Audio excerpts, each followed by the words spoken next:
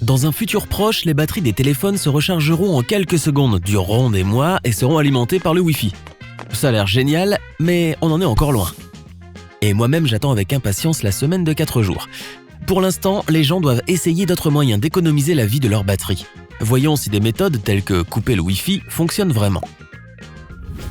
Si tu dois économiser la batterie de ton téléphone, éteindre ton appareil ne servira à rien. Surtout si tu prévois de l'utiliser à nouveau dans 1 heure environ. Le fait d'allumer et d'éteindre l'appareil consomme beaucoup de batterie. À un moment donné, l'écran de ton téléphone ne s'allumera plus parce que tu as complètement épuisé la batterie en essayant d'économiser de l'énergie. Si la charge de ton téléphone est faible, le fait d'activer le mode avion aidera en effet à prolonger sa durée de vie. Cette fonction permet de désactiver la connexion cellulaire, Wi-Fi et Bluetooth, ce qui permet d'économiser beaucoup d'énergie. Elle est particulièrement efficace lorsque tu es dans une région qui n'a pas un bon signal cellulaire. Si tu n'actives pas le mode avion, ton téléphone ne cessera pas de chercher une antenne et il videra sa batterie de façon étonnamment rapide.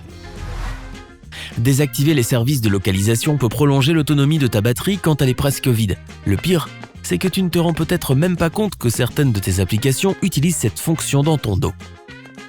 Mais tout ce qui nécessite une navigation GPS, comme par exemple les services de taxi, certains jeux, ou même les applications de réseaux sociaux, épuisera en effet la batterie de ton smartphone.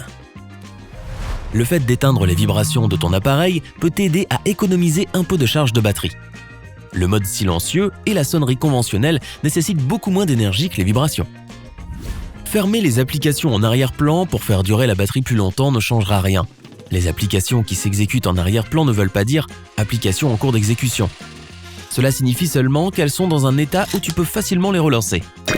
Elles n'utilisent pas beaucoup de ressources de ta batterie. Les fermer et les ouvrir à nouveau nécessitent beaucoup plus de puissance et épuisent ta batterie très rapidement. L'écran de ton téléphone a besoin de beaucoup d'énergie pour animer les fonds d'écran quand ils bougent. Aussi jolis et divertissants soient-ils, essaie de ne pas les mettre en arrière-plan. Moins ton fond d'écran a de couleurs, plus il est économe. L'écran a besoin de beaucoup plus de puissance pour montrer de belles couleurs vives que lorsqu'il doit rendre un fond en noir et blanc ou tricolore. On pense souvent que si on congèle ton téléphone, on peut s'éviter de nombreux problèmes de batterie. Mais en réalité, tu dois protéger la pile contre les températures extrêmes, qu'elles soient chaudes ou froides, car elles peuvent épuiser ta pile en un rien de temps. Si tu places ton téléphone dans le congélateur, tu réduis la durée de vie de sa batterie. Il ne faut pas utiliser la recharge rapide tous les jours, elle permet de recharger ta batterie à une vitesse étonnante, mais elle l'use aussi plus que la charge normale. Essaie d'utiliser cette méthode uniquement lorsque tu es pressé. Je parie que le grand écran de ton smartphone est super et bien lumineux. Pas étonnant que sa batterie se décharge aussi vite. Même si elle ne s'épuise pas rapidement, va dans les paramètres d'affichage et baisse la luminosité de l'écran. La batterie et tes yeux t'en seront reconnaissants.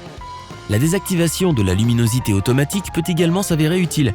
Ainsi, la luminosité de ton écran ne sera pas aussi forte. Tu peux également choisir la durée pendant laquelle ton écran doit rester actif. Plus cette durée est courte, plus tu économises la batterie. Si tu sais que la batterie de ton téléphone est sur le point de s'épuiser et que la prochaine recharge n'est pas pour tout de suite, essaie de ne pas utiliser l'appareil photo, surtout avec le flash allumé. Il a besoin de beaucoup plus de puissance que le reste des applications.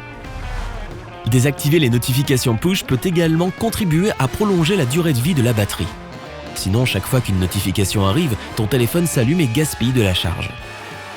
Si tu veux quand même en recevoir de certaines applications, ouvre les paramètres sur ton smartphone et va sur les notifications. Là, tu pourras choisir les applications qui peuvent t'envoyer des messages. Les applications pour économiser de l'énergie semblent être un excellent moyen pour prolonger l'autonomie de ta batterie. Elles limitent les tâches inutiles, arrêtent les programmes défectueux qui consomment trop d'énergie et ferment les applications qui insistent pour se lancer et télécharger des mises à jour. Y a-t-il un piège avec ça ? Si tu télécharges une application comme celle-ci, dont la publicité figure dans une autre application, tu risques d'avoir des logiciels malveillants qui peuvent ensuite voler tes informations personnelles. Les applications d'économie d'énergie doivent être téléchargées directement dans les magasins autorisés et seulement après avoir lu les commentaires des autres usagers. La batterie du téléphone ne durera pas plus de 2 ans. C'est un mythe auquel trop de gens croient. La durée de vie d'une batterie ne dépend pas du temps, mais des cycles de charge. De nos jours, la plupart des batteries de smartphones ont une durée d'environ 300 à 500 cycles.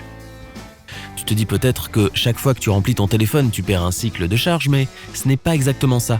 Un cycle de charge est le moment où une batterie se décharge de 100% à 0%. C'est pourquoi laisser la batterie de ton smartphone se décharger complètement avant de la recharger est une mauvaise idée. À partir du moment où elle est fabriquée, une batterie au lithium-ion, qui est la batterie utilisée par ton appareil, reste dans un état permanent de corrosion interne. Alors il est normal qu'avec le temps, elle ne puisse plus tenir autant de charge qu'avant. Si tu attends toujours que la batterie de ton téléphone se décharge complètement avant de la recharger, elle s'usera beaucoup plus vite que prévu. Il est préférable de ne pas laisser ta batterie descendre en dessous de 25%. Si tu n'utilises pas le Wi-Fi, éteins-le afin d'économiser de la batterie. Mais est-ce vraiment le cas ? Le Wi-Fi est beaucoup moins gourmand en batterie que la connexion cellulaire. S'il existe un réseau Wi-Fi à proximité, ton téléphone essaiera en effet de se connecter dessus. Sinon, ton appareil continuera à chercher un bon réseau Wi-Fi, mais il ne consommera qu'une infime partie de la batterie. Désactiver ton Wi-Fi signifie également que ton portable utilisera des données cellulaires. Non seulement la batterie se déchargera plus rapidement, mais cela te coûtera aussi beaucoup plus cher si tu n'as pas un forfait de données illimité. Désactiver le Wi-Fi sur ton smartphone a du sens si tu pars pour un long voyage où il n'y aura pas de réseau Wi-Fi. Et si tu te déplaces tout simplement entre la maison et ton travail, ou si tu fais des courses, il n'y a aucun problème à laisser le Wi-Fi allumé. Une autre raison valable pour ne pas éteindre le Wi-Fi de ton téléphone est le système de positionnement Wi-Fi. Si ton GPS utilise le Wi-Fi et non une connexion cellulaire, ta batterie durera beaucoup plus longtemps. Dans certains endroits, comme les grands centres commerciaux, les signaux GPS peuvent être bloqués ou se confondre. Pendant que tu essaies de retrouver le bon chemin, la navigation GPS videra ta batterie en un rien de temps. Mais si tu te connectes à un réseau Wi-Fi local sécurisé, le mot-clé ici étant sécurité, il t'aidera à te déplacer dans le centre commercial. Ceci ne te surprendra probablement pas, mais le mode économie d'énergie ou faible consommation d'énergie t'aidera lorsque ta batterie est à plat. Selon ton logiciel, ce mode peut limiter différentes fonctions du téléphone, de la réduction de la vitesse du processeur à la désactivation de toutes les notifications. Mais voici le truc. Dans certains téléphones, une vitesse plus faible signifie que les applications prennent plus de temps pour terminer les tâches, mettent plus de pression sur le processeur et consomment donc plus d'énergie. Donc toute l'idée d'économie d'énergie tombe par terre. Désactiver les téléchargements automatiques et désinstaller les applications inutiles est un moyen efficace d'économiser la batterie. Dans les paramètres, tu peux choisir de ne télécharger que quand il y a un réseau Wi-Fi. Cela prolongera également la charge de ta batterie. Et prends l'habitude de parcourir les applications de ton téléphone et de supprimer celles que tu n'utilises plus. Même si elles consomment peu d'énergie tout au long de la journée, cela peut quand même s'accumuler avec le temps. Facebook, Twitter, Instagram et d'autres réseaux sociaux sont parmi les applications les plus énergivores. Même lorsque tu ne les utilises pas, elles mettent à jour des données. C'est pourquoi chaque fois que tu ouvres l'une d'entre elles, tu vois des informations toutes fraîches.